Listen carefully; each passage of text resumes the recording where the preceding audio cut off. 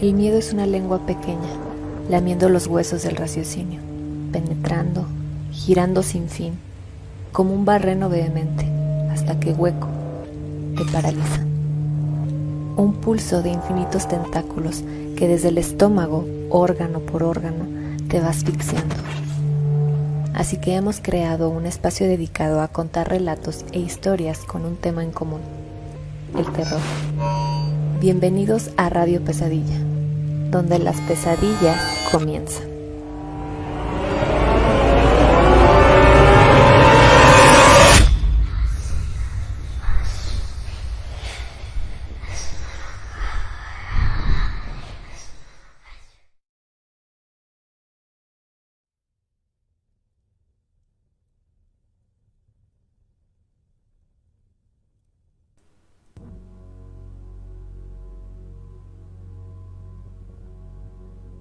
Buenas noches a todos los Nightmares que nos acompañan un sábado más aquí en su programa Radio Pesadilla. Soy Oscar Hernández y estoy muy contento de estar otra semana más aquí con ustedes, ¿verdad? Estamos transmitiendo desde las afueras de la ciudad de Durango, México, y como todos los sábados les pedimos su apoyo para compartir la transmisión. Ya tenemos primeros comentarios. Alfredo Piña nos dice: llegué primero. Saludote, Alfredo, qué bueno que estás aquí. Miguel Guevara Juscamaya dice: buenas noches, amigos, desde Ica, Perú. Un abrazo, mis hermanos de México. Un abrazote para ti, Miguel. Un gustazo que estés por nosotros. Y CJ nos dice: buenas noches, empecemos, ¿verdad? Así que buenas noches. Y también quiero darle la bienvenida a mi compañera y amiga Ale. Buenas noches. Hola, muy buenas noches, Oscar. Buenas noches a todos los que ya se están integrando a este programa. Eh, Mi nombre es Alejandra Gómez. Estamos aquí un sábado más, aquí en una gran compañía y con un tema bastante interesante. Recordarles que después de cada transmisión pueden escucharnos por diferentes plataformas, cualquiera que sea su preferida: Spotify, YouTube, iBooks o Google Podcast. Por ahí vamos a estar subiendo todos los episodios y ya tenemos los anteriores por si se perdieron alguno de ellos. Igualmente, quiero darle la bienvenida esta noche a mi compañero Gus. ¿Cómo estás, Gus? Hola, ¿qué tal, Ale? Muy buenas noches, Oscar, y buenas noches a todos, a nuestros queridos radioescuchas que fielmente pues han esperado hasta el comienzo de este programa, una noche más. Muchísimas gracias por tenernos paciencia. Esta noche arrancamos un poquito más tarde, sin embargo, no podíamos dejar que se nos pasara esta noche de sábado sin un buen programa. Muchísimas gracias por estar aquí y pues bueno, también recordarles, que pues siguen abiertas las líneas de nuestro WhatsApp para que nos hagan llegar todas las anécdotas que quieran compartir a través de este pequeño foro. Y para los que nos escuchan ahorita, pueden hacer clic directamente en un comentario que está anclado en la transmisión. Para aquellos que nos escuchen a través de podcast en la repetición, pues les comento el número, que es 52618 145 5655. Por ahí pueden hacernos llegar cualquier tipo de anécdota o historia que tengan a través de audio o por escrito. Y también tenemos nuestro correo electrónico, que es radiopesadillapodcast@gmail.com. Y pues bueno, recordarles también que pues actualmente ya tenemos activo nuestro perfil dentro de la plataforma de Patreon, dentro de la cual van a poder encontrar 3 niveles de apoyo. El más básico empieza desde $1, pero pues obviamente no se trata únicamente de que realicen la cooperación, sino que a través de cada uno de sus donativos serán acreedores a diversas como recompensas. Entonces, sin más por el momento, yo creo que los invito a que se den una vuelta por el Patreon, vean las recompensas que hay disponibles en cada uno de los niveles.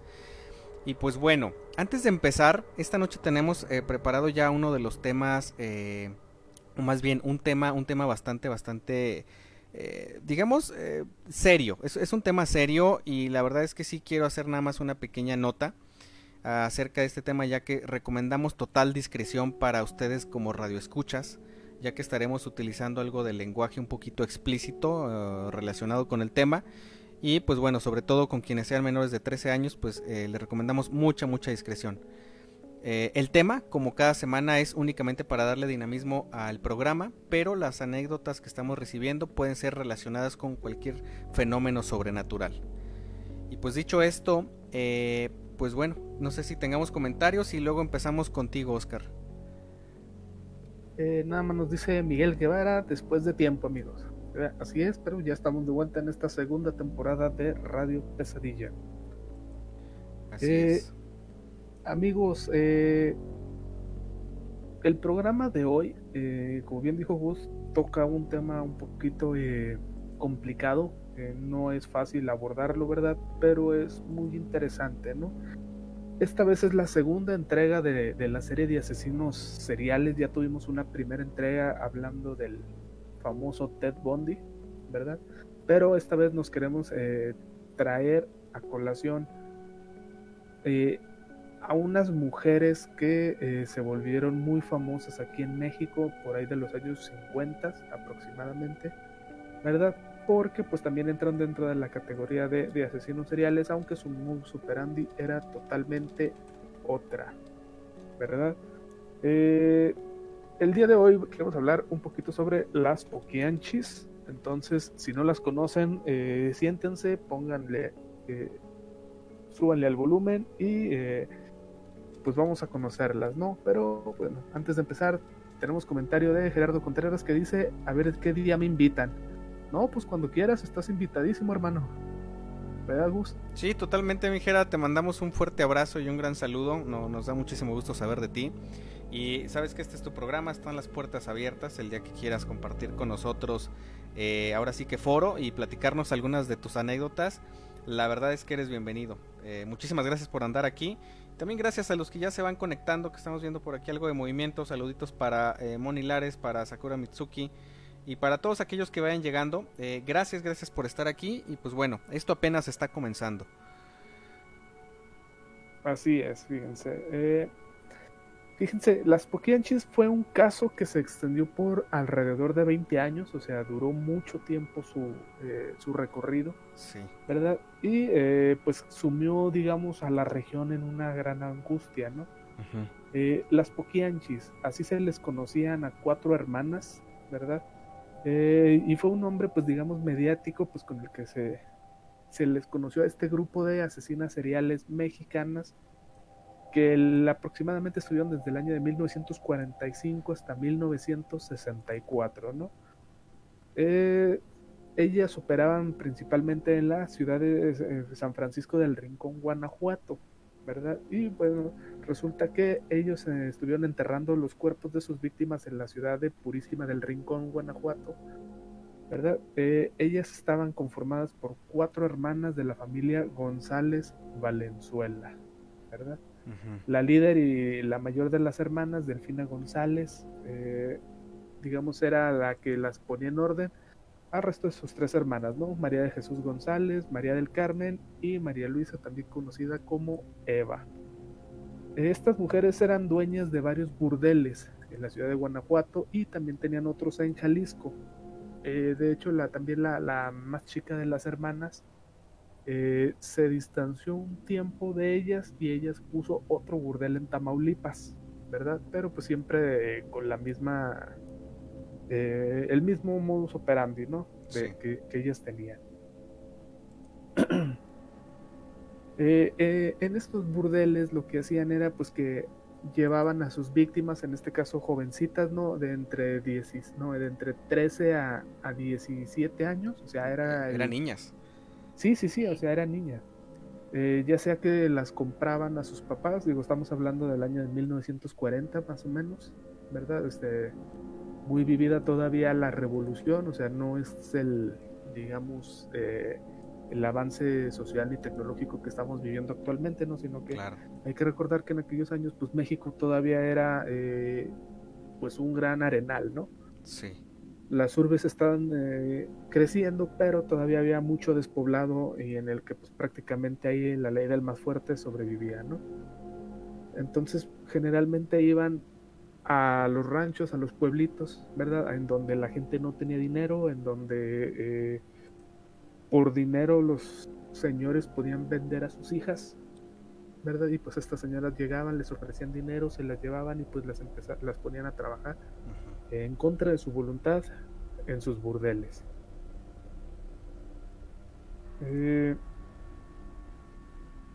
No nada más asesinaron a sus propias trabajadoras.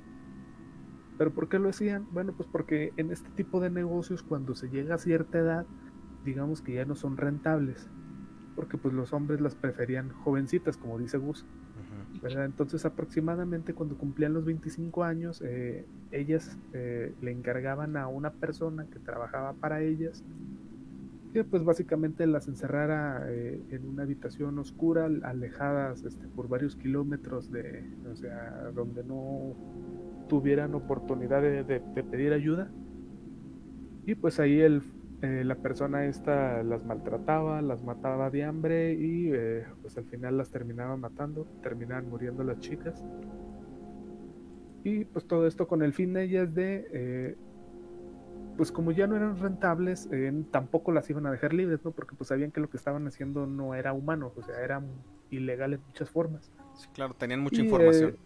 Sí, exactamente. Entonces, si las dejaban libres, pues podían hacer llamar la atención a este negocio.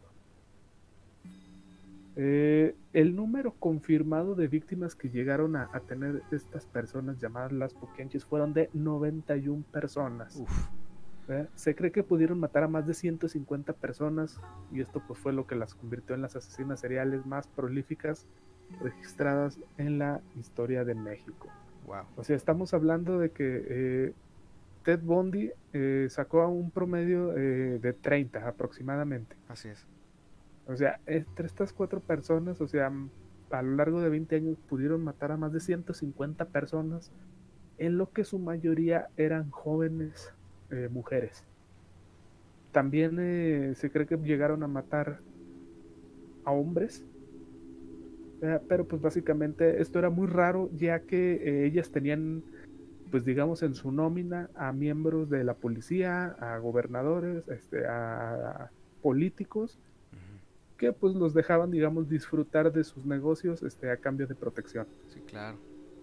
¿Verdad? Entonces, a lo largo pues de este programa vamos a hablar el contexto de la familia, de cómo se adentraron y operaron durante tantos años sin ser capturadas, y pues incluso algunos datos bastante perturbadores que relacionan al grupo de mujeres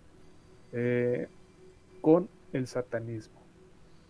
Así Entonces es un tema bastante interesante, a lo mejor no muy conocido por la gente actual, pero estoy seguro que gente más mayor se acordará perfectamente, o al menos ha escuchado hablar de alguna forma sobre las Poquianchis. Sí, totalmente. Fíjate, bueno, tenemos aquí un comentario, viene llegando el buen Fernando Mitre, al cual le mandamos un gran saludo. Dice, buenas noches, dice, ¿cuál es el tema de hoy? Esta noche tenemos el segundo volumen, Fer, y bueno, para todos los que se vayan integrando recién a la transmisión, tenemos el segundo volumen de Asesinos en Serie de Radio Pesadilla y estamos hablando nada más y nada menos que de las Poquianchis. Un dato curioso nada más antes de continuar con nuestro primer bloque de relatos, bienvenidos todos los que vayan llegando, es la palabra Poquianchis, ¿de dónde viene? Así rápidamente. Por ahí... curiosamente este es un caso que generó tanto impacto que tiene un antes y un después, digamos la forma de usar esta expresión, ¿no? Originalmente es una palabra del náhuatl que significa como de poco a poco, de a poquito, y se les decía poquianchi a todas las personas que de alguna forma eran tacañas. Es sinónimo también de personas que son, por ejemplo, de esas que son patrones y que pagan poco. O que dan poco. Entonces a una persona que por ejemplo era tacaña le decían poquianchi, o sea, porque les daba de a poquito y explotaban a las personas, ¿no? Después de que se da el caso de estas mujeres a las cuales pues se les atribuye o más bien se les denomina de esta manera, cambia totalmente, como que el contexto se reforma totalmente. Entonces ya poquianchi regionalmente o como regionalismo se empezó a usar para referirse a personas o a mujeres que eran malas. Entonces, si eras una mamá que era muy regañona o que era muy pegona, por así decirlo, llegaban las abuelitas y le decían, es que tú eres una poquianchi. Entonces, fíjense que tan grande fue el impacto en esa parte, y más bien en todo el país, que se readaptó el significado de esta palabra pues digamos, por las atrocidades que estas mujeres, estas 4 hermanas, pues realizaron a lo largo de la historia. Pequeño dato nada más, digo, al menos para tener como que definido de dónde viene la palabra. ¿Y qué les parece, Ale? Creo que tenemos por ahí un relato que nos quedó pendiente, ¿verdad? Sí, tenemos aquí preparado un relato. Este lo envía Valentina. Dice de la siguiente manera. Soy de Argentina. Quería contar mi experiencia con unos fantasmas, o eso creo que son. Solo son 2 historias, pero las 2 muy cortas. Las 2 me pasaron en el mismo lugar, el patio de la casa de mi abuela materna. La primera fue cuando tenía 5. Era una fiesta. Mi abuela estaba acostada y yo estaba jugando en el patio en un árbol, donde siempre jugaba. Me asomé la cabeza para salir y vi algo que me puso los pelos de punta. Era una niña de más o menos 6 o 7 años de edad. Me acuerdo que era muy parecida a mí. Estaba como dando un salto como de bailarina, de esos casi imposibles. Me acuerdo que me escondí atrás de ese árbol y cuando miré de vuelta, no había nadie. La otra me pasó también cuando tenía 5 años. Estaba con mi primo jugando a que él era Spider-Man. Él me acuerdo que se fue al patio de adelante a salvar el día y yo me quedé sola en el patio de atrás. Después me empecé a asustar porque tardaba mucho. Para ir al patio de adelante hay 3 opciones por la casa. Por un pequeñito pasillo que nunca usamos, ya que es muy tenebroso, y hay alambres con púas, y el otro pasillo que como el anterior está afuera, solo que este es ancho y lo ocupamos mucho. Me asomé por ese pasillo y vi como un duende, pero fantasma. No sé lo que era. Era como un niño totalmente blanco. No vi ninguna facción. No tenía ni manos ni piernas. Y tenía un gorro o sombrero con forma de los sombreros de duendes. Dejé de mirar y me escondí. Ahí apareció mi primo y me asustó cuando le conté. Nos fuimos corriendo hacia adentro.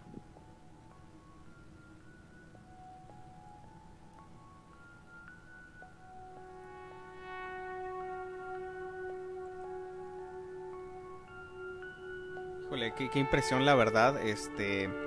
Digo, yo creo que hay fenómenos y hay encuentros en los que realmente eh, como que podemos dejar a manera de duda muchísimos de las características que tenía la entidad que se nos pudiera llegar a manifestar. Pero en este caso, según la descripción que por acá nos hacen, Valentina, ¿verdad? Sí. La verdad es que no cabe duda que se trata como de la descripción de una figura que no solamente en Latinoamérica, sino en muchas partes del mundo, pues cumple con las características de estos pequeños seres que se les conoce como seres elementales, ¿no?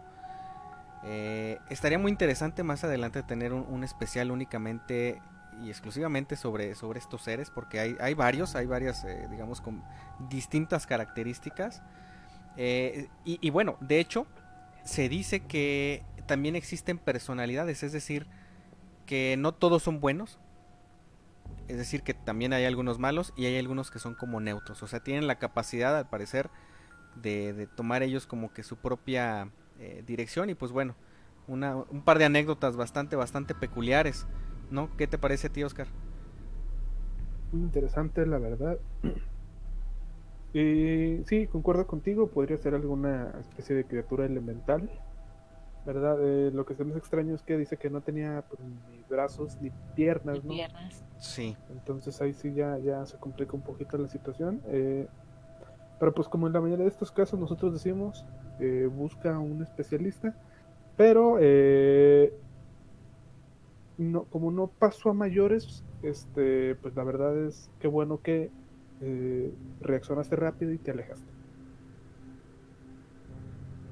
Sí, totalmente. Yo creo que algo que hemos ya comentado en este programa en varias ocasiones es que cuando existe alguna manifestación y nosotros somos parte del fenómeno, o sea, estamos inmersos, estamos en el lugar en el que está ocurriendo algo, lo más responsable y lo más seguro para nosotros siempre va a ser no interactuar con sea lo que sea que estemos escuchando o sea lo que sea que estemos viendo en ese momento.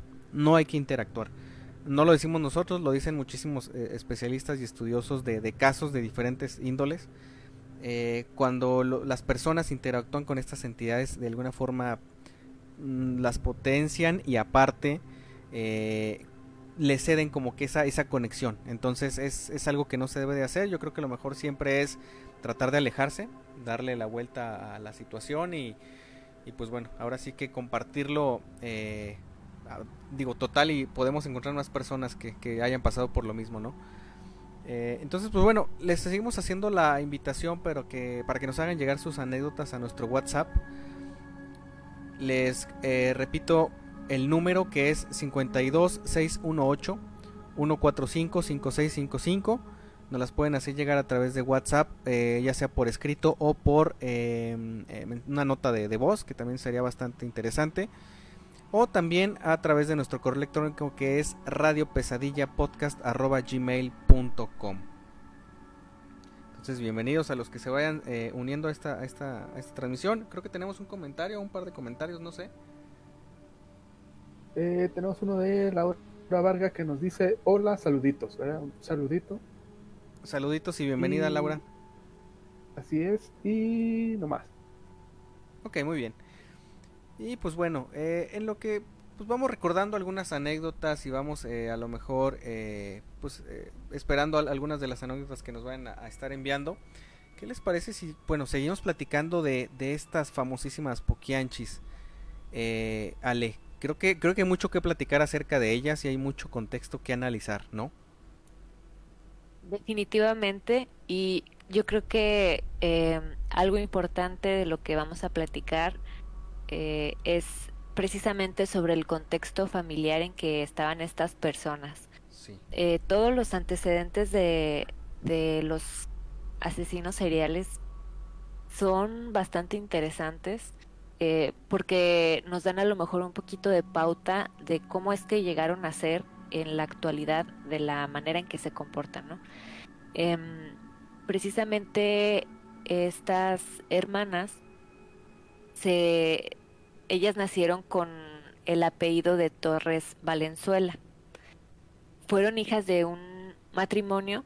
Isidro Torres y Bernardina Valenzuela eran sus padres y eran precisamente pues de Jalisco.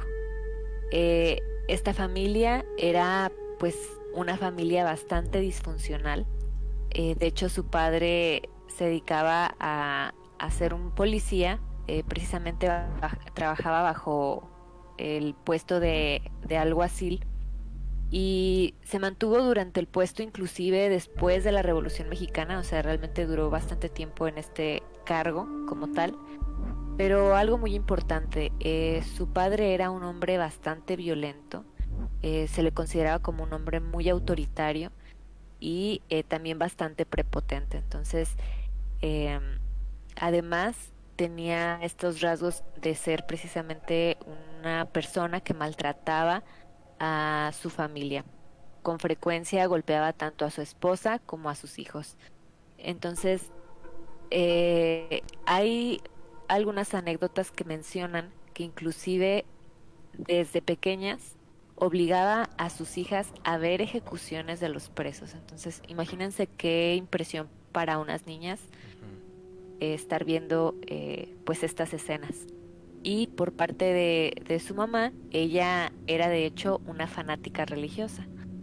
Ahora, los maltratos que sufrían estas niñas llegaron a tal punto que a Carmen González, cuando fue una adolescente, pues se fugó a casa de su novia, Luis Jasso de ese entonces, que era de hecho varios años más grande que ella.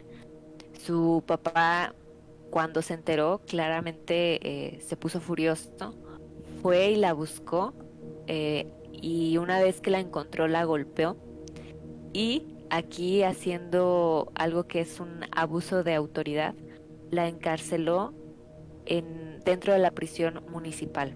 Wow. Por supuesto, sin una causa aparente, sin una orden de aprehensión, y la tuvo ahí em, bajo custodia por un número de días, de tiempo más bien, indeterminado, que de hecho llegó a estar varios meses, ¿sí? De hecho, Sin, se dice que hasta estuvo un año por ahí encerrada. O sea, es exactamente, de como hecho, bastante tiempo, o sea, como que un castigo paternal es pues demasiado severo, ¿no? Sí, claro. es demasiado severo. Entonces, sí, de hecho, dicen que más o menos un periodo de 14 meses fue el total que estuvo encarcelada.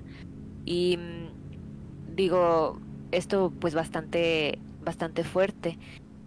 Para este mismo tiempo, su padre Isidro se convirtió en prófugo de la justicia porque durante una orden de aprehensión contra Félix Ornelas, que era un presunto delincuente, eh, se suscitó un detalle que al momento de hacer el intento de arresto, eh, Isidro le da varios tiros por la espalda hasta asesinarlo. Entonces, lo que hizo Isidro fue precisamente huir de la justicia y durante este tiempo, pues su hija encerrada en la cárcel, ¿no? Ya posteriormente, Carmen logra salir de prisión gracias a un hombre ya mucho mayor que ella, que, con quien Carmen de hecho había entablado una relación amorosa y con quien de hecho posteriormente tuvo un hijo. Entonces, gracias a esta persona pudo salir de la cárcel. Ahora la familia Torres Valenzuela, como era originalmente su nombre, se vio forzada a cambiar su apellido por el de González para pues evitar posibles represalias y por supuesto para poder huir del pueblo sin ser relacionadas con estos hechos. Y su padre pues se separó de la familia para poder vivir su vida ahora de fugitivo, ¿no? Claro.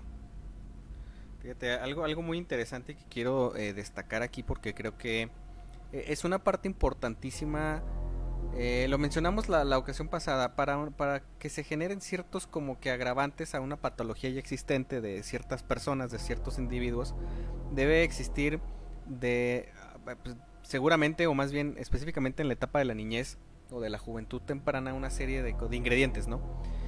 Y Ujú. digo, como ingrediente de una especie de caldo de cultivo oscuro, quiero pensar, y me estoy poniendo a pensar que, o sea, en aquellos años, estar un mes o 2 meses o simplemente 24, 48 horas en una cárcel en México, no era lo mismo que estar detenido en la actualidad.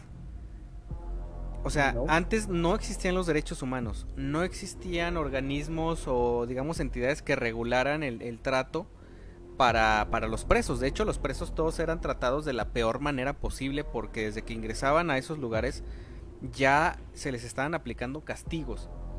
Entonces, no me quiero ni imaginar la cantidad de abusos emocionales, físicos o de cualquier otro tipo de índoles que pudo haber vivido, pues en este caso, la hija de este señor.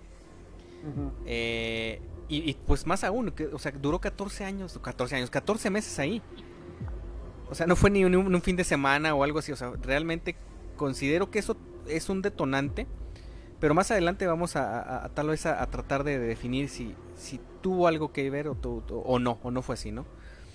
Así es, Eh, y pues bueno, ¿qué les parece? Creo que tenemos un comentario por ahí, pero más bien es una anécdota, ¿no? así es.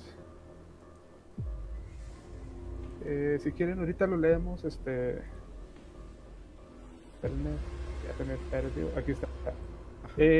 Nos dice Fernando Mitre, tengo uno de hace rato y quiero que me den su opinión. Hace rato estaba dentro de la casa de un amigo que salió de viaje. Él me dijo que fuera a su casa a revisar que todo estuviera en orden y que le diera de comer a sus perros. Cuando empecé a subir las escaleras para entrar al patio donde tiene a sus perros, escuché unas pisadas e inmediatamente pensé que fueron los perros. Cuando llegó arriba antes de entrar a ese patio había un peluche de oso muy grande y pues me dio igual. Le tomé poca importancia, pues ya entré al patio, les dejé las croquetas y regresé a donde estaba el peluche, pero sorpresa, ya no estaba. Y se me hizo raro ya que no había nadie en la casa. Y cuando llego al piso de abajo, que estaba el oso sentado en el sillón de la sala, eh, Dice, lo llevé de regreso a donde estaba y pues bajo de nuevo y voy a la cocina a ver qué comida dejaron. Encontré queso, me comí un pedazo, pero al salir de la casa pues se tiene que pasar por la sala y que otra vez estaba el oso ahí. Ah, caray. Ajá, ¿verdad? Estaba otra vez sentado ahí en la sala, entonces pues salí corriendo y creo que cerré con llave la casa y, o eso creo, pero pues ya no regreso a cerrarla, dice. Uy. Por ahí, Sí. Fer, la verdad es que, pues, sí, sí es una situación rara, bastante rara. Eh, Nada más preguntarte, Fer, si porque nada más para poner en contexto a la audiencia. Por ahí Fernando Mitre es un muy buen amigo de nosotros, varios de aquí lo conocemos en persona. Y ya anteriormente nos había platicado una serie de situaciones que se habían dado en su casa. Habían visto una presencia, habían escuchado algunos ruidos, se habían encendido y apagado algunos aparatos. Pero preguntarte, Fer, nada más si esa situación ha persistido o hasta la fecha es apenas ahora como que algo que te pasó nada más, o sea, me refiero a si no han seguido pasando cosas, porque de ser así, pues la situación creo que sería un poquito más seria de lo que a lo mejor nos pudiéramos imaginar, ¿eh? Hay a Pues veces, ajá, dice que eso le pasó hace rato, dice que hace rato sí. estaba dentro de la casa, entonces quiero imaginarme que esto le pasó hoy. Entonces es algo muy peculiar. A lo que quería llegar es a, no sé si únicamente le haya sucedido específicamente en ese espacio, en esa casa, o si le hayan sucedido también cosas visitando a familiares en otros lugares. Porque de ser así, muchos expertos hablan acerca de cómo trabajan ciertas entidades o cómo generan cierta aprehensión hacia personas o hacia lugares o hacia objetos. Y muchas de las Ujú. veces creemos que hay una casa que tal vez está encantada o que tiene apariciones o que tiene algo raro, pero en muchos casos no es la casa, sino se trata de la persona o de las personas que viven en ella. Hacia ellas está como que generado ese vínculo con alguna entidad. Pero más Ujú. allá de ver lo preocupante, Fer, yo más bien digo, es mi opinión, ustedes, Ale, Oscar, opinarán a lo mejor algo distinto, pero para mí es tal vez una entidad que quiere única y exclusivamente llamar tu atención para darte algún mensaje. Cuando las entidades son negativas, todo está encaminado a debilitarte, tanto físicamente como emocionalmente. A través de pesadillas, a través de sueños muy reales, pero que son, digamos, pues incómodos para el soñante. Y también a través de generar miedo también, obviamente, causar daños físicos, rasguños, marcas, moretones en el cuerpo. Eh, pero como, al menos hasta lo que nos has platicado hasta el momento, mi Fer, no nos has contado nada exclusivo donde se trate de que te haya generado algún daño físico. Creo yo que se trata de alguien que quiere como de alguna forma entregarte algún mensaje. Ale, Oscar, no sé ustedes qué opinen. Yo creo que más bien es, digamos, energía pues adquirida, no, más bien absorbida por el objeto, que en este caso es el oso, Ok. ¿verdad? Pero sí está bastante extraño, ¿no? Que se haya movido varias veces del lugar. Eh, pero sí, o sea, también lo que no debemos hacer es aferrarnos, ¿no? A eso, ¿no? O sea, Claro. porque pues muchas veces ni siquiera estamos, o sea, tiene que ver con nosotros, ¿no? Digo, a lo mejor es una entidad, a lo mejor son energías que están presentes en la casa o en el objeto y que solo pues afectan, digamos, alrededor de donde están, ¿no? O sea, en este Ujú. caso la casa. Entonces, pues si tú nada más ibas ahora sí que pues de pasada, ¿no? Por hacerles el favor, o sea, tampoco hay que clavarse mucho en esto, ¿verdad? Porque no vaya a ser que lo vayamos a traer, ¿no? Sabemos que si lo deseamos o si podemos atraer energías, entonces, o sea, si la cosa no era contigo, vas a ver que ahí va a quedar todo, o sea, simplemente no va a salir de ahí de la casa y ya estuvo, ¿no? Ahora, ya si empiezas a ver que también empiezan a pasar cosas similares alrededor tuyo a partir de estos días, bueno, entonces ahí sí ya estamos hablando de un problema más grande.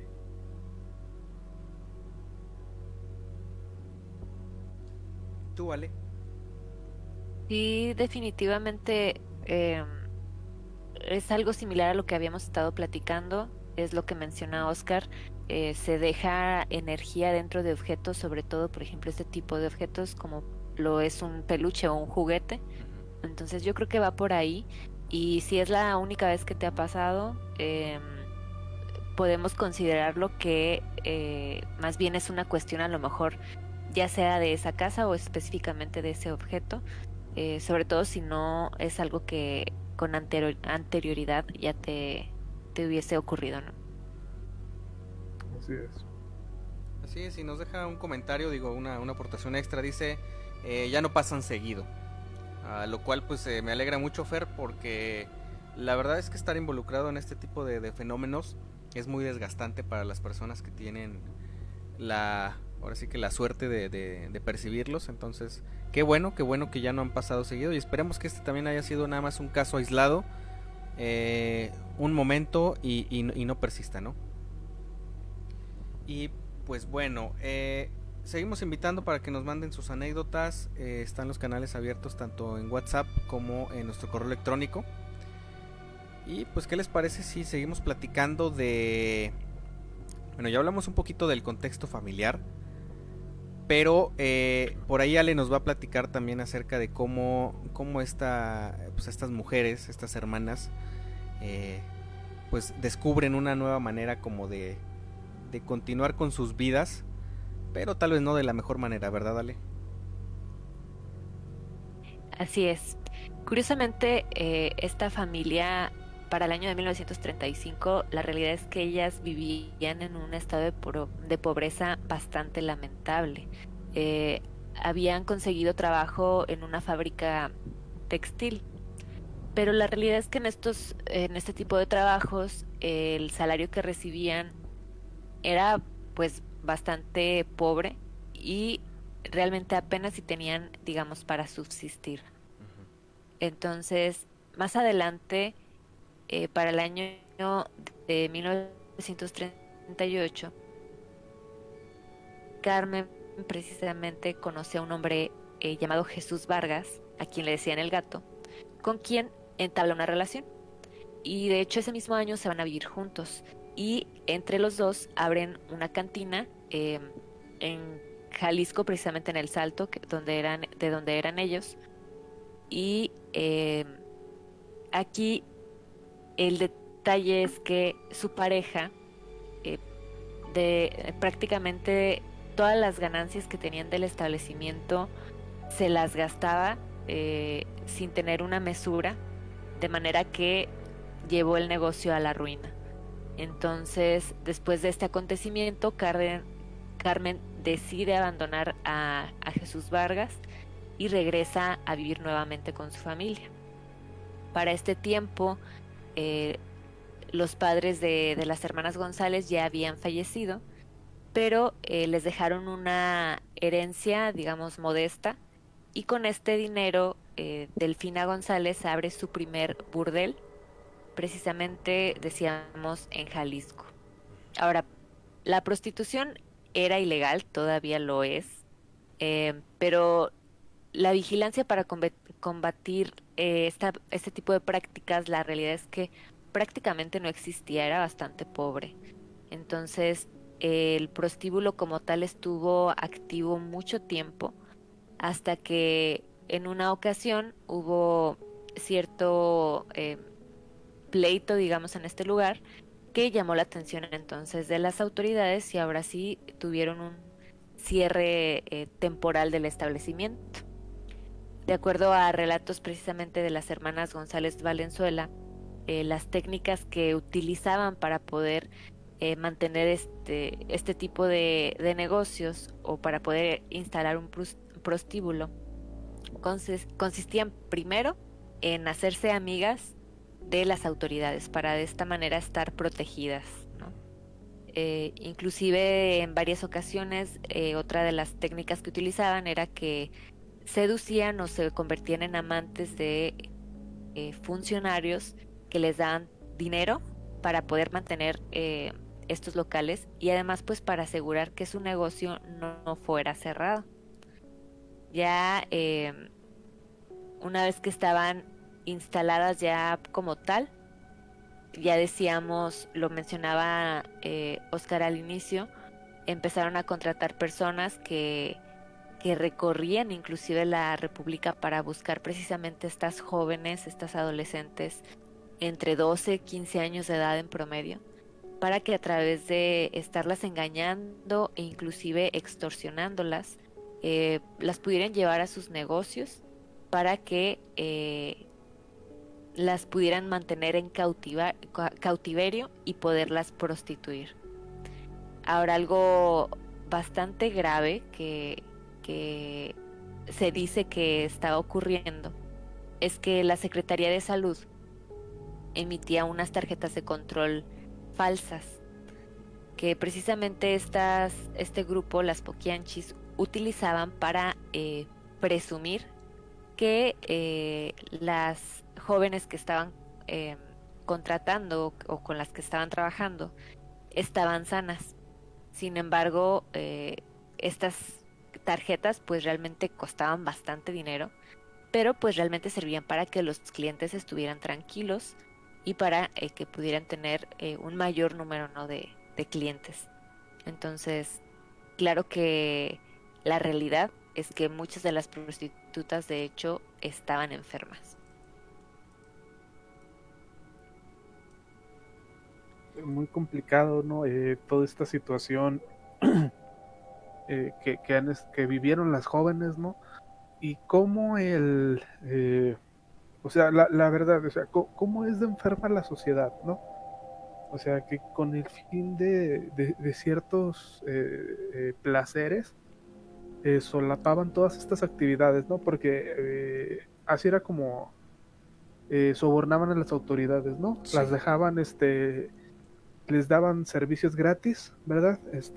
Ellos ahora sí que abusaban de las jovencitas y ya con eso se hacían la vista gorda y pues dejaban a las poquianchis hacer pues prácticamente lo que quisieran, ¿no? O sea, En total que si impunidad. de por sí, sí, exactamente, ¿no? Entonces esto lo único que ocasionaba era pues ahora sí el sufrimiento pues de jóvenes inocentes que tuvieron la mala suerte de toparse con estas gentes y o pues de haber nacido con escasos recursos, ¿no? Y que pues fueron forzadas a llegar a esta situación. Así es. Y pues bueno, todavía tenemos más que platicar acerca pues de las Poquianchis. Vamos a un ratito más, vamos a estar platicando ya más en específico cómo es que operaban, porque ellas obviamente tenían, y a lo largo de los años fueron desarrollando trucos y técnicas para de alguna forma lograr sus atrocidades y alcanzar sus cometidos. Pero bueno, antes de eso, y ya que estamos acercándonos a tiempos, digamos, de Semana Santa, al menos para los que son creyentes, tengo una pequeña anécdota que platicarles. Y por ahí creo que tenemos otra también preparada, pero permítanme compartirles esta anécdota. Se dice, al menos en nuestra región, se suele platicar que sobre todo cuando se acercan los 3 días más importantes de la Semana Santa para los que son católicos, suelen darse de alguna forma como que fenómenos sobrenaturales un poquito más como más palpables, ¿no? Eso es una creencia popular y muy común. Uh-huh. Por mucha gente de hecho también dice por ahí que cuando se trata de se llega al viernes, al jueves y al viernes santo, son buenos momentos para de alguna forma sacar tesoros. Y pues bueno, hay un montón de historias acerca de este tipo de fenómenos, ¿no? Pero Sí. algo que les voy a platicar va un poquito más relacionado con una experiencia a la cual no le hallamos una explicación real. Creo que a ustedes les había platicado, tanto Ale como a ti, Oscar, pero creo que no lo había comentado en vivo. Eh, Hace mucho tiempo, hace algunos años, yo estaba trabajando con algunos grupos de jóvenes, precisamente con preparativos para este tipo de eventos, ¿no? Uh-huh. Precisamente trabajábamos durante todo el año para concretar esas actividades en los días santos, ¿no? Que son jueves, viernes y sábado. En una de esas ocasiones, ya hace algunos años, nosotros estábamos trabajando en un instituto, en un colegio religioso. Y pues acerca de ese colegio se decían muchísimas cosas. Se decían que había alguna aparición de una niña, que se veía una niña por las noches o que se veían sombras en uno de los rincones. Cabe mencionar que este lugar era una área bastante grande, bastante amplia. Por ahí Fernando debe de acordarse perfectamente bien de qué estamos hablando. Pero bueno, el punto es que estábamos a punto de iniciar una representación del Via Crucis el día viernes por la tarde. Y pues bueno, nosotros obviamente teníamos instalados diversos equipos como electrónicos de microfoneo en diversas zonas del espacio. Pero había un equipo que estaba exclusivamente dedicado a pequeños, digamos, como reflexiones y temas, ¿no? En un área un poquito más grande, que era como una especie de auditorio. Ujú. En ese lugar, pues estaban varios micrófonos, había instrumentos musicales también. Pero en ese día en particular, es un día bastante gris en muchos sentidos, dentro del cual no se realiza pues nada muy alegre realmente. Pero sin embargo, pues el equipo se encontraba ahí y los micrófonos se encontraban ahí. Cuando el equipo de trabajo, que era pues un grupo de jóvenes, pues, más de 10 jóvenes si eran, o sea, no sé si entre 10 y 15, estaban preparándose para el inicio del Via Crucis, se dejó obviamente libre la zona del auditorio que les comento. Obviamente con el equipo conectado, pero todo estaba, digamos, o sea, no había nadie. No había una sola persona por ahí, digamos, dentro de esa zona, de esa área. Y antes de empezar, mientras estaban vistiendo algunos de los jóvenes que iban a interpretar a varios personajes, eh, a través de los walkie-talkies traíamos algunos radios de onda corta para obviamente coordinar el evento dentro de las instalaciones del lugar. Se empezó a escuchar una voz de un hombre una voz muy grave de un hombre ya bastante, podría decir que anciano, y se empezó a escuchar cómo empezaba a rezar una oración, era un Padre Nuestro. Pero normalmente a los que somos creyentes, cuando escuchamos esa oración, nos da como pues, la ubicamos como una oración que nos calma, que nos ayuda un poquito como a mantenernos bastante pues en paz, ¿no? Pero mientras la escuchábamos, la verdad es que la sensación es que era de incomodidad, era como de inquietud, más que nada por el tono de la voz y porque no era un momento en el cual estuviéramos nosotros haciendo algo referente a eso en particular. O sea, no había por qué, no había una razón por la que alguna persona estuviera por el radio diciendo el Padre Nuestro, ¿no?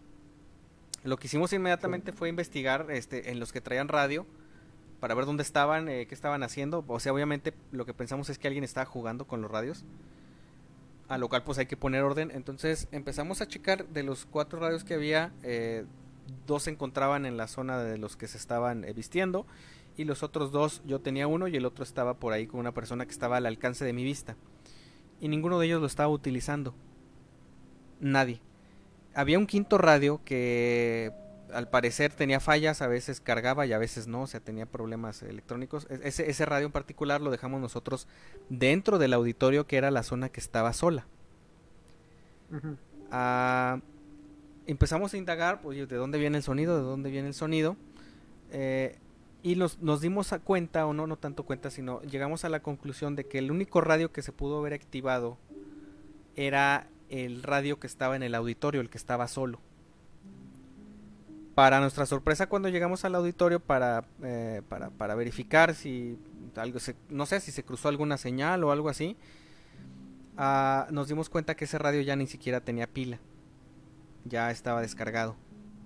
Okay. Jamás supimos, o sea, jamás pudimos identificar de quién era esa voz, porque no correspondía a nadie de los que estuvimos trabajando durante esos 3-4 días en ese lugar. Jamás supimos de dónde provenía, o sea, cómo es que esa señal se filtró dentro de nuestros radios, porque como les digo, eran de muy poco alcance. Si ustedes daban un paso fuera de la zona de la escuela, del colegio, ya no se escuchaban, ya no funcionaban, eran muy pequeños. Y la otra cosa es por qué esa oración, digo, a pesar de ser una oración tan conocida y tan usada por nosotros, cómo es que logró causarnos ese malestar, ¿no? Cómo es que logró incomodarnos. La verdad es que fue una experiencia muy rara. Y pues bueno, se empiezan a acercar tiempos nuevamente de Semana Santa y pues bueno, tal vez surjan más anécdotas a raíz de pues de estas fechas, ¿no? Y más ahora porque creo que vamos a estar más tiempo en casa. Y nada más estar atentos a eso, porque suelen suceder cosas muy muy peculiares. Hasta la fecha no tenemos explicación de qué pasó ese día, pero a cualquier persona involucrada que le lleguen a preguntar, les va a responder con bastante incertidumbre y sobre todo temor, porque nos causó temor a todos los que estábamos ahí. Correcto. Sí, interesantísimo, ¿verdad? Lo que pasó. Yo podría decir, ¿verdad? Sí. Eh, que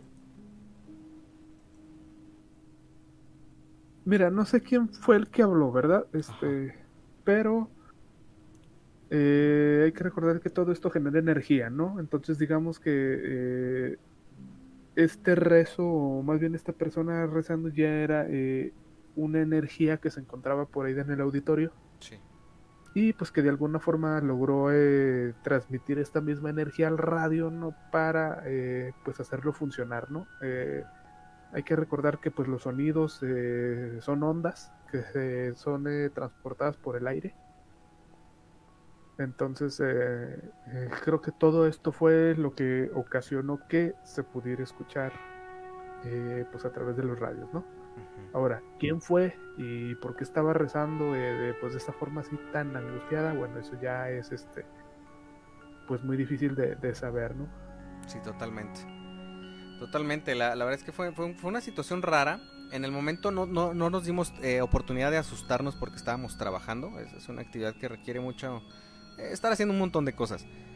Pero ya cuando lo platicamos por la noche, la verdad es que sí nos dejó muy angustiados, nos dejó pensativos y hasta la fecha ya pasaron años y sigo sin saber de quién se trataba. Probablemente alguna voz atrapada, ¿no? A lo largo de o en ese lugar en particular, ¿no?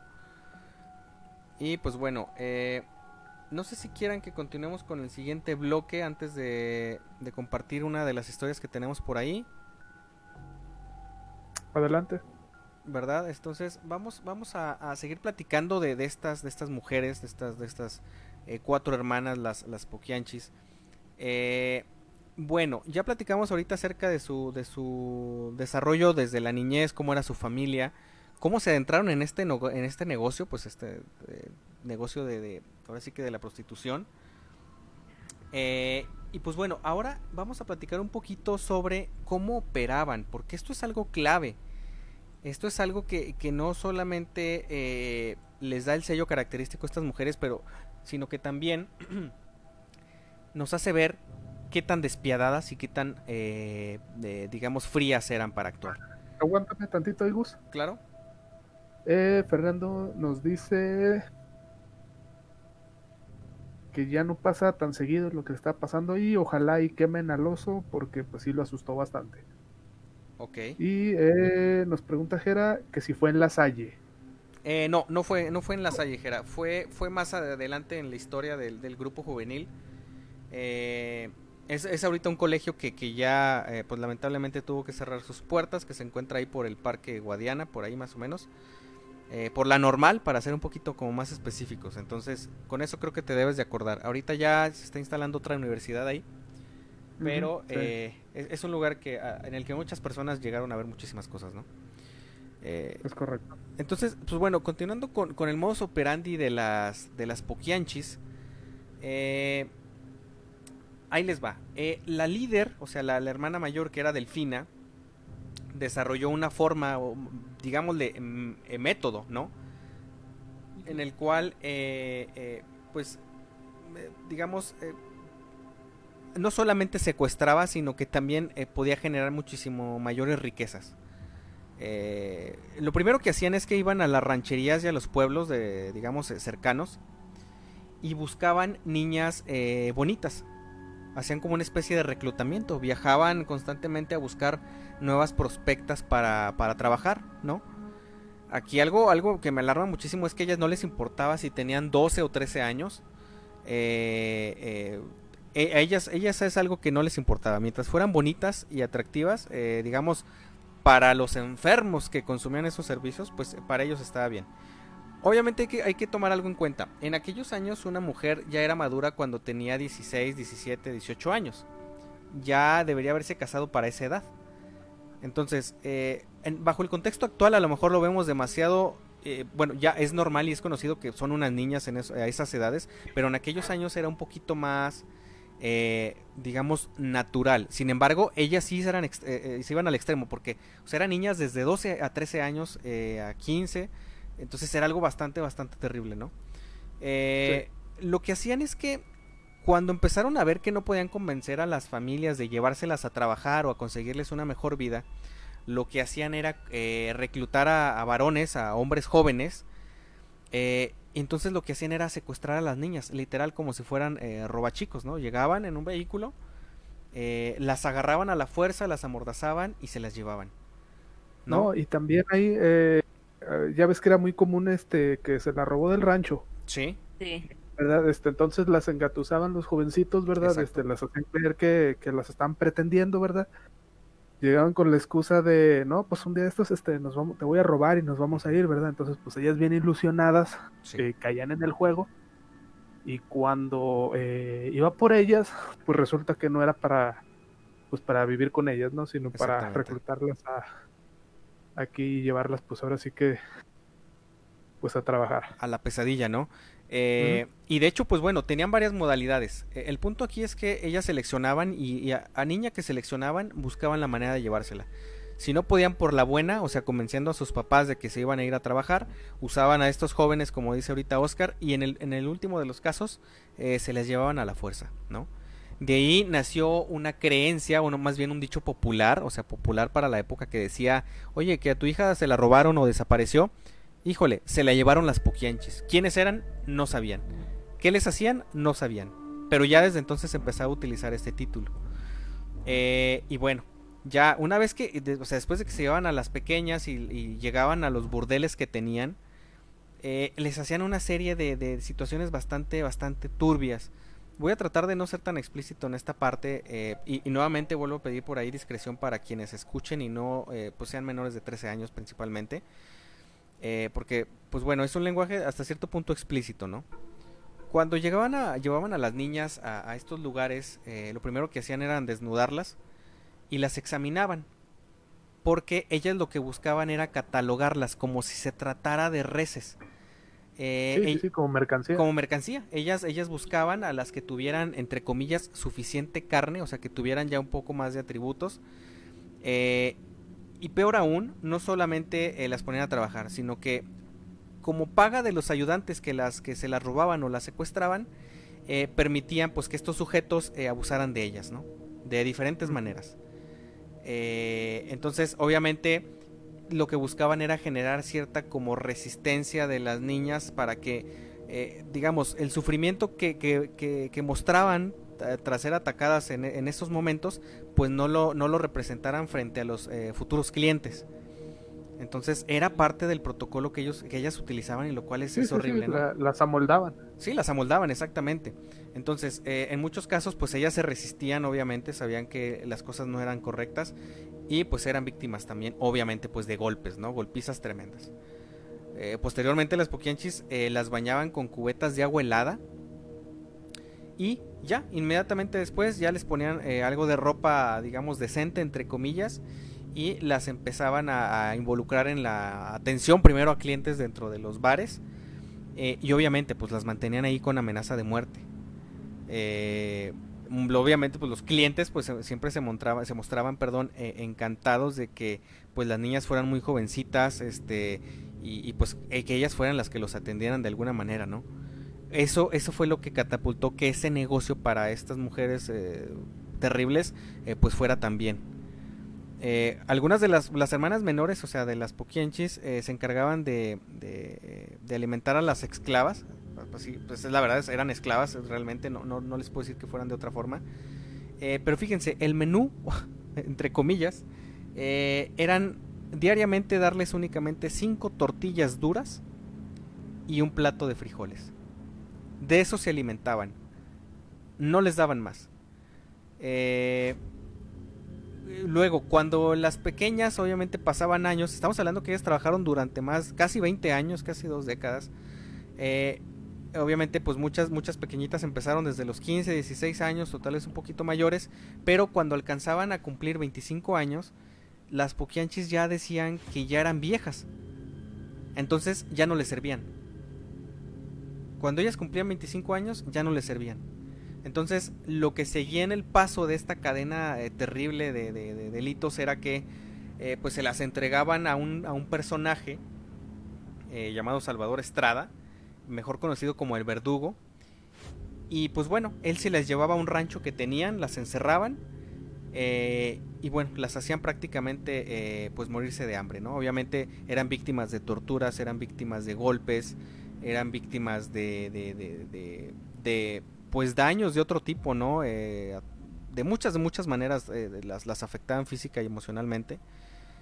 Y ya cuando estaba suficientemente débil, lo que hacían es que las sacaban del rancho y las apuñalaban hasta darles muerte. Obviamente no siempre era así, en muchos de los casos, y tras haber encontrado algunos de los cuerpos de las víctimas, se percataron que muchas de ellas habían dejado como vestigios de asfixia, o sea, sus pulmones tenían vestigios de asfixia, o sea que murieron asfixiadas, no tanto por los daños de los cuchillos o de los golpes, sino que las enterraban vivas. Y pues bueno, las que tenían suerte obviamente pues morían mucho antes de llegar a esta parte, ¿no? Y había otro caso, también las desechaban si pues estas jóvenes mujeres pues quedaban embarazadas, ¿no? Obviamente pues las asesinaban de la misma manera. Si se enfermaban de alguna anemia por la mala alimentación o de alguna enfermedad venérea, obviamente también eran desechadas. Y pues básicamente estas mujeres eran expertas y tenían expertos entre comillas de pues personas que se dedicaban a realizar abortos clandestinos, ¿no? Obviamente muchos de estos los practicaban de manera totalmente insalubre, generando que posteriormente tanto pues el producto como las mujeres pues murieran, ¿no? Es la manera en la que trabajan. Obviamente tenían muchísima gente trabajando con ellas. Tenían gente que las ayudaba obviamente a practicar los abortos, a limpiar a las mujeres, a castigarlas. Tenían muchísimos hombres trabajando con ellas para, digamos, con fines de castigos o de como si fueran celadores, ¿sí? de esta como gueto que tenían estas mujeres. Y pues bueno, cuando alguna de las niñas que apenas estaban entrando en ese negocio a la fuerza no quería como que ceder ante alguno de los clientes, lo que hacía la Puquianchi mayor es que pues las agarraban de los cabellos y las arrastraban por todo el burdel, las agarraban, o sea las molían, las golpeaban a palazos, y de alguna forma pues si no la mataba pues ya se la dejaban al cliente, y si la mataban pues le conseguían otra. O sea, imagínense a qué nivel de malicia y de poca o sea, estas mujeres la verdad es que no se detenían por nada. Principalmente la líder era una persona detestable. Y pues bueno, muchas de esas mujeres murieron obviamente por esas golpizas que les dieron. Muchas otras fueron abusadas a pesar de que tenían la cara destrozada, ya que pues es algo que, una práctica que tenía como muy marcado la hermana mayor, o sea, los golpeaba con una tabla, la famosísima Delfina. Y pues bueno, básicamente esto lo practicaron durante 20 años. Y todavía falta más, pero pues ¿qué les parece si platicamos con... Bueno, tenemos una anécdota por ahí pendiente. Y pues yo creo que seguimos con este tema. Ok. Sí, me parece bien. Aquí ya tenemos una historia, se las voy a compartir. Dice, la siguiente historia que les voy a contar es 100% real. Me acuerdo que cuando tenía 12 años, más o menos, mi madre me llevó a conocer a mi bisabuela, que vivía en un campo en el que no había luz, y las noches eran extremadamente oscuras. Las personas que allí tenían unas lámparas que funcionaban con gas. Las casas estaban muy distanciadas. Las más cercanas, quedaban a unos 400 metros más o menos. En el día todo era muy bien porque podía visitar familiares que eran de mi edad y salíamos a jugar, a comer frutas y a bañarnos en el río. Pero las noches eran aterradoras. Yo ni al baño iba solo. Donde mi bisabuela iba un señor llamado Luis. Él contaba muchas historias. Tan solo con su presencia ya estaba yo asustado. Y para colmo, comenzaron todos los adultos a contar historias de terror. Pero la que más miedo me dio fue la que contó aquel señor llamado Luis. Luis dijo que una vez había salido a comprar algo en la noche. El colmado quedaba bastante lejos y la noche estaba como la boca del lobo. Al mirar afuera, le dio algo de miedo, ya que salían en aquel campo, había muchas historias de muertos que le salían a las personas, pero Luis como quiera salió a comprar. Eran las 8:30 de la noche aproximadamente. Luis llegó al colmado, compró y se fue. Cuando venía de regreso, comenzó a sentir como si algo lo siguiera, pero él no miraba hacia atrás, ya que si miras atrás, entonces, sea lo que sea, se les aparecía enfrente. Luis comenzó a caminar más rápido. Él dice que estaba escuchando pasos que no eran de él y que sentía como algo respiraba de una manera muy fuerte. Luis ya estaba muy asustado. Decidió mirar atrás. Grave error el que cometió, pues cuando miró atrás no vio nada, pero al pisar al frente vio un hombre vestido de blanco y con gran sombrero blanco. No está muy lejos de mí. Asustado, me paré y pensé en devolverme, pero me llené de valor y dije que por ahí pasaba como sea, pero cada paso que daba era más el miedo en mí. Cuando estaba a solo unos pasos, aquel hombre se movió y al levantar la cabeza me quedé paralizado. No pude ni hablar. El miedo fue tal que no podía ni respirar bien. Sentí que me estaba asfixiando.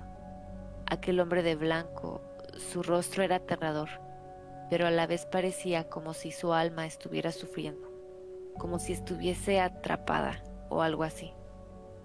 En aquel momento hice la oración del Padre Nuestro y dije: en el nombre de Jesús, te libero de todo mal y atadura del diablo. Y lo que salió de aquel hombre fue peor que el rostro fantasmal del hombre. Intentó entrar en mí, pero cerré los ojos con tanta fuerza y dije que Dios me proteja. Cuando los abrí, ya no estaba ahí aquel hombre, el del sombrero blanco, y el demonio que salió de él tampoco estaba. Eso fue la historia de Luis. Yo estaba totalmente aterrado, y para colmo, me dio deseo de ir al baño. Este estaba un poco retirado de la casa donde estábamos, pero me llené de valor, como Luis, y decidí ir. Solo llegué bien e hice lo que tenía que hacer, pero cuando regresaba, vi aquello parado al lado de un árbol de naranjos. Era aquel hombre del sombrero blanco. Me asusté mucho y dije: solo es el miedo, solo es el miedo. Estaba temblando y dije: que Dios me proteja. Cuando levanté la cabeza, que lo miré bien, este era muy diferente al de la historia.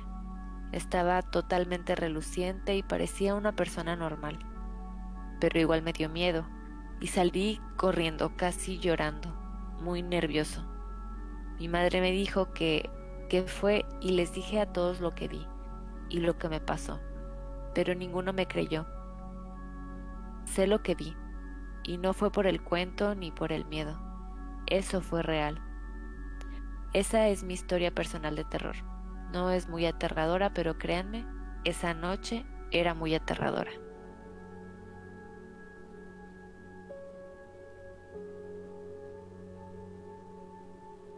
Va muy, muy interesante, gracias por la historia.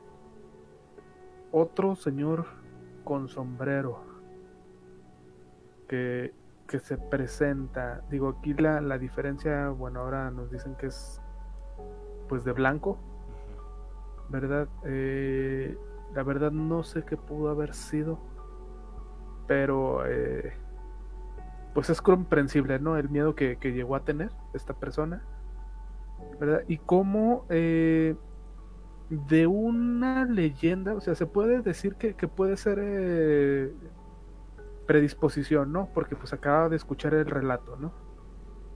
Eh, si hubiera estado interesante si hubiera algún testigo, ¿no? Que hubiera compartido con esta persona la aparición, pues para poder deducir un poquito qué es lo que hay ahí y que no es tanto la sugestión, ¿no? Claro. Pero gracias por la historia y, y pues nada, Gus. La verdad es que cualquier aparición, digo, independientemente de la forma, de la apariencia de esta misma, yo creo que sabemos nosotros de antemano cuando algo no se encuentra, digamos, de manera natural, o sea, cuando algo no pertenece al lugar donde estamos, o sea, como humanos lo podemos percibir. Digo, hemos hablado anteriormente de casos en los que los fenómenos son muy tenues, pero no dejan de ser raros. Ahora, ya una aparición de este tipo, la verdad es que dejaría helado a cualquiera. Difícil, como dice Oscar, como dices tú, Oscar, es muy difícil como atribuirle ese fenómeno a algún tipo de entidad en particular porque carecemos de mucho contexto. Sin embargo, creo que ya se hizo tradición ya en este programa de radio que mínimo una vez por semana tenemos una historia que menciona a una persona o a una entidad que usa como este tipo de sombrero o que tiene algo de estas características. Pues aquí varía nada más el atuendo, pero la verdad es que está bastante interesante.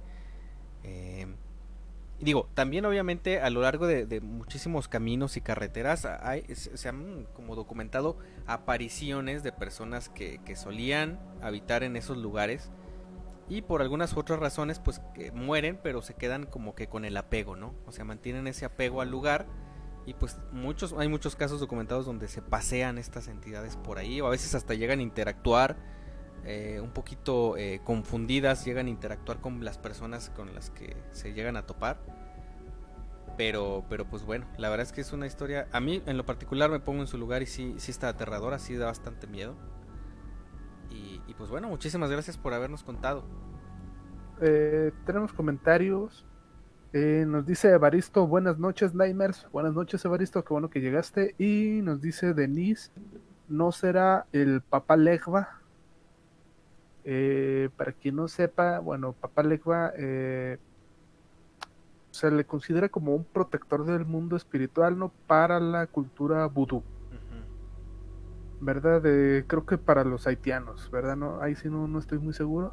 Sí. ¿Verdad? Pero pues se representa como el pues típico pues chamán vudú, ¿no? Pero con una especie de sombrero de copa, ¿verdad? Digo, su imagen es muy representativa, ¿no? Especialmente, por ejemplo, en todo este tipo de películas, series, historias donde sale alguna especie de chamán vudú, Sí. pues siempre los ponen con un sombrero parecido a estos, ¿no? O sea, es como que muy icónico su indumentaria. Así es. ¿Verdad? Entonces, ¿por qué no? Podría ser. Digo, no lo descartamos del todo. ¿Verdad? La diferencia aquí sería, pues básicamente el contexto en donde se desarrolló esta historia, ¿no? Así es. Sí. Así es, eso genera un poquito de distorsión, pero bueno, sabemos que estas entidades de existir, obviamente pues siempre se van a manifestar en entornos donde se realicen pues rituales, se realicen algunos tipos de ceremonias y pues invocaciones, ¿no? Entonces, pues bueno, muy Así interesante por ahí Denise, por tu comentario, muchas gracias. Y pues bueno, ¿qué les parece si vamos ya casi con el último bloque del tema de esta noche? Hemos estado hablando sobre las Poquianchis y acabamos de hace un ratito de hablar de las atrocidades que hacían y cómo era su modus operandi. Pero todavía nos falta saber y descubrir en este programa qué pasó con ellas, cómo termina esta historia y algunas otras cosas que por ahí se estuvieron diciendo a lo largo de la historia acerca de prácticas, ¿no, mi querido Oscar? Correcto. Bueno, ya habíamos dicho, ¿no? Su, digamos, reinado de terror duró durante casi 20 años, ¿verdad? O sea, es bastante tiempo. Mucho tiempo. Imagínense estar atemorizado de que se pueden llevar a tu hija y que viva estos horrores por 20 años. Claro. Es bastante tiempo, la verdad. No fue hasta en 1964 cuando una de estas jóvenes llamada Catalina Ortega era nueva en el prostíbulo, no tenía mucho tiempo de estar ahí, entonces pues digamos que tenía más fuerzas, ¿no? Digamos que todavía no había sido sometida a todos estos abusos por tanto tiempo, por lo que pues tenía más tanto voluntad como fuerza física, ¿no? Para escapar. Y fue precisamente lo que hizo. Se logró escapar de este burdel, se escondió pues porque pues obviamente le iban a estar buscando, pero pues logró llegar a pues ahora sí que a la comisaría pues de la policía en León, Guanajuato. Las autoridades escucharon su historia y por suerte no estos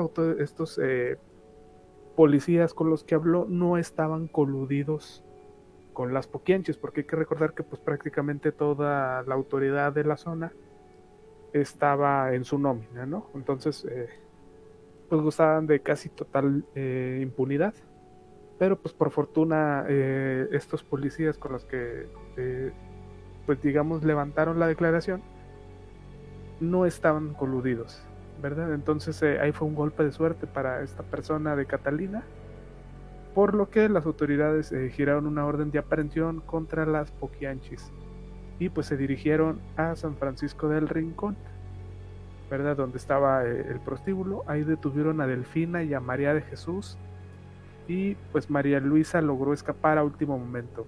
El caso fue ampliamente difundido por la revista Alarma. Quien no recuerda, bueno, Alarma es una revista, más bien un periódico, digamos, de corte amarillista. Hasta la fecha creo que todavía por ahí existe, ¿verdad? Pero pues en aquellos años era más dominante su influencia, ¿no? De la revista. Y pues gracias a esto muchas de las mujeres fueron rescatadas y pues ellas ya de viva voz narraron los horrores que vivieron en ese lugar. Luego de varios meses pues que duró el proceso, que consistió pues en careos, en interrogatorios, finalmente pues Delfina, María de Jesús y María Luisa González fueron acusadas de lenocinio, secuestro y homicidio calificado. Pues así que recibieron la pena máxima de 40 años de prisión, y la verdad es que se me hace hasta poco, 40 años por todo lo que hicieron. Sí, claro. Digo, mínimo les hubiera caído cadena perpetua a cada uno, sí. ¿verdad? Pero pues bueno, aún así el tiempo fue sabio más o menos, ¿no? Ya que dos de ellas pues murieron tras las rejas antes de poder obtener su libertad. Delfina, conocida como la Poquianchis Mayor, pues ella falleció a los 56 años de edad en la cárcel de Irapuato el 17 de octubre del 68. Y María Luisa, pues apodada Eva la Piernuda, perdió la vida en su celda en la cárcel municipal de Irapuato en noviembre de 1984, luego de ser consumida por cáncer hepático. Y pues María de Jesús fue la única que falleció en libertad. O sea, ella sí cumplió sus 40 años de cárcel y fue liberada. El caso de las Poquianchis pues se volvió muy famoso, incluso fue argumento pues de obras de teatro, de películas como la de las Poquianchis en 1976. También había libros pues de corte literato, ¿no? Llamada de las muertas, etcétera, ¿no? Que pues digamos que adaptaron la historia, pero pues con un tono más fantasioso, ¿no? Pero pues igual viviendo y narrando los horrores que estos jóvenes vivieron ahí. La serie de 2011 de Mujeres Asesinas, creo que todos la conocen. Sí. Pues para el final de la tercera temporada hubo un capítulo sobre las Poquianchis, ¿verdad? Nada más que pues por temas legales no le cambiaron el nombre, ¿no? Hay mitos creados alrededor de todo esto, ¿no? Especialmente la prensa amarillista, como les decía, este periódico de Alarma, le atribuyó a las Poquianchis de ritos satánicos, ¿no? Digo, un caso tan complicado y tan grande y tan enigmático, hay que recordar, ¿no? También, México siempre ha sido una sociedad muy mocha. A lo mejor ahorita ya se le pasó un poquito, digo, pero pues esto es en general, ¿no? A todo el mundo, ¿no? Sí. Con la globalización y ahorita con el internet, digamos que muchos de estos mitos pues se han ido esclareciendo, ¿no? Pero pues antes no había nada de esto, entonces pues bastaba con que alguien de cierto renombre o creencia popular dijera algo para que pues el resto de la población dijera o afirmara que lo que dijo esta persona es cierto, ¿no? Ajá. Por lo tanto, pues se le atribuyó ritos satánicos. Se afirmó que hacia 1963, pues las Poquianchis incursionaron en el satanismo. Alguien les dijo que si ofrecían sacrificios al diablo, pues ganarían más dinero y tendrían protección, ¿no? Así que pues desde ese momento, cada vez que llegaban nuevas niñas reclutadas, pues eran iniciadas en un extraño ritual. Las primeras hermanas, primero las hermanas Valenzuela encendían velas y veladoras. Y con esto pues formaban una estrella de 5 puntas. Luego llevaban un gallo, el cual era sacrificado. Entonces Delfina y pues sus hermanas se desnudaban para untarse la sangre del animal. Desnudaban además a las niñas nuevas, quienes eran violadas y sodomizadas por los cuidadores, pues mientras las Poquianchis contemplaban la escena y pues dicen que hasta se reían, ¿no? O sea, gozaban del show. Después sus ayudantes llevaban a la habitación algún animal, casi siempre un macho cabrío o un perro, y pues también las obligaban a pues a actos con animales, ¿no? Y esto era pues simplemente por diversión. O sea, esto ya no era parte del ritual, o sea, simplemente pues como parte de las vejaciones que pues que les hacían a todas pues para mantenerlas siempre en un estado ¿cómo decirlo? De sumisión, ¿no? Pues dócil. Claro. Sí, ¿verdad? Después los hombres pues llamaban a las otras niñas, o sea, y pues realizaban orgías ya de pleno derecho, ¿no? Semanas después pues comenzarían otro negocio en el cual le quitaban la carne a los cadáveres de las prostitutas que iban asesinando y pues se cuenta que las vendían por kilo en el mercado, ¿no? O sea, básicamente vendían carne humana para consumo pues de la población. Ojo, todo esto que estamos hablando de los ritos satánicos y todo esto ya es meros rumores, ¿no? Sí. No hay no hay evidencias, no hay relatos de viva voz que dijeran pues que organizaban estos ritos, pero pues tampoco es tan descabellado, ya que pues prácticamente aquí en estos ritos están hablando que las violaban de diferentes formas, ¿no? Y pues esto sí era básicamente lo que pasaba. Nada más aquí la diferencia es pues básicamente el ritual en sí, ¿no? Así es. Entonces, interesantísimo el tema de estas señoras. Híjole, o sea, 90 y tantas muertes, o sea, es demasiado, ¿verdad? Entonces, y ahora sí que todo pues por dinero, ¿no? O sea, porque pues prácticamente por eso lo hacían, o sea, por dinero, o sea, para ganar dinero. Entonces, es la verdad inhumano cómo podemos llegar a ser los humanos, o sea, el avalar esto y el hacerlo sin sentir remordimiento, ¿no? O sea, es bastante enfermo, la verdad. Sí, totalmente de acuerdo contigo, Oscar. Y la verdad, bueno, lamentablemente este caso fue un caso que no solamente se conoció aquí en México, sino que salió a la luz internacional cerca de aquellos años. Y básicamente, bueno, fue un parteaguas porque a raíz de este caso se empezaron a descubrir otros digamos, casos ya más adelante sobre también este tipo de negocios turbios, pero cabe destacar que ninguno tan atroz como el de las Poquianchis. Así es. Por ahí tanto así que el nombre de las Poquianchis era muy utilizado en ciertas comunidades ya con el paso de los tiempos, de los años, me atrevo a decirlo, en el que decían si no te metías a cierta hora a la casa, tanto a niños como a niñas se les decían, oye, si no te metes van a llegar las Poquianchis y te van a llevar. A lo que pues los niños jamás identificaban, pues yo creo que se imaginaban mil cosas, pero jamás obviamente supieron de qué se trataba. Y pues bueno, con esto cerramos pues ya este segundo capítulo, más bien segundo volumen de Asesinos en Serie de Radio Pesadilla. Estos fueron las Poquianchis. Y pues bueno, muchísimas gracias a todos los que se conectaron, a pesar de que esta noche empezamos un poquito más tarde. Les agradezco muchísimo a todos los que nos acompañaron desde el principio y se han mantenido por aquí al pendiente de la transmisión como cada semana. Gracias por anticipado también a los que nos lleguen a escuchar a través de los podcasts. Y pues bueno, de mi parte eso sería todo. Que tengan un excelente inicio de semana. Y pues bueno, a lo largo de la semana recuerden que también recibimos sus anécdotas y sus historias. O sea, toda la semana está disponible nuestro WhatsApp y nuestro correo. Entonces pues bueno, ahí queda a su disposición. Y para los que nos escuchan a través de un podcast, les repito el número, es 52 618 145 5655. Y el correo electrónico es radiopesadillapodcast@gmail.com. ¿Ale? Pues agradecerles nuevamente a quienes nos acompañaron, invitarlos a que compartan esta transmisión y recordarles que estamos en diferentes plataformas em, para que nos escuchen desde su lugar favorito, ya sea Spotify, iBooks, Google Podcast, YouTube y por supuesto aquí en Facebook se quedan también las transmisiones guardadas para que lo escuchen más adelante por si se les pasó alguno de los capítulos. Oscar. Igual que ustedes, compañeros, agradecerles a quienes se quedaron hasta ahorita. Igual una disculpa por el recorrido de horario, pero pues no pasa nada, ¿verdad? Aquí seguimos otro sabadito más, sin falta.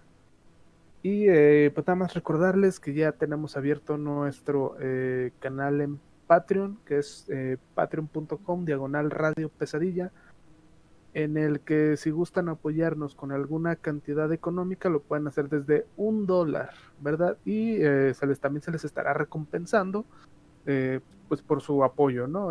No se van a ir con las manos vacías, se les va a dar siempre algo por su apoyo y pues todo esto siempre va a ser para la producción de este programa, aunque los episodios pues nosotros los vamos a seguir compartiendo absolutamente gratis para todo el mundo. Así que pues nada, Nightmares, esto fue Radio Pesadilla, donde las pesadillas comienzan. Y que duerman bien.